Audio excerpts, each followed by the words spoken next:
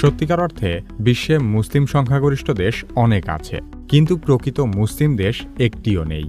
কারণ কোনো মুসলিম দেশই ইসলামের নীতি অনুযায়ী প্রকৃত ন্যায়পরায়ণ শাসক দ্বারা পরিচালিত হয় না।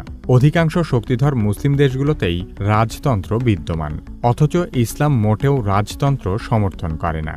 তাই এরা ক্ষমতায় টিকে থাকার জন্য সামরিক শক্তি এবং অর্থনৈতিক আধিপত্যবাদের উপর নির্ভরশীল, আর তাদের সেই প্রচেষ্টার ঘনিষ্ঠ অংশীদার যুক্তরাষ্ট্র। যুক্তরাষ্ট্র এবং ইসরায়েল কাগজে কলমে আলাদা দেশ হলেও ইসরায়েল মূলত মধ্যপ্রাচ্যে যুক্তরাষ্ট্রের উপনিবেশ হিসেবে কাজ করে, আর এই অপবিত্র শক্তির অন্যতম অংশীদার হল মধ্যপ্রাচ্যের আরব মুসলিম দেশগুলো। কিন্তু আরব বিশ্বের ক্ষমতাধর দেশগুলো নিজেদের ক্ষমতা টিকিয়ে রাখার জন্য কখনোই যুক্তরাষ্ট্রের বিরুদ্ধে যাবে না, আর সে কারণেই তারা ফিলিস্তিনের অসহায় মানুষের পাশে দাঁড়ানো তো দূরের কথা, উল্টো ইসরায়েলের সাথে বন্ধুত্ব করে বসে আছে।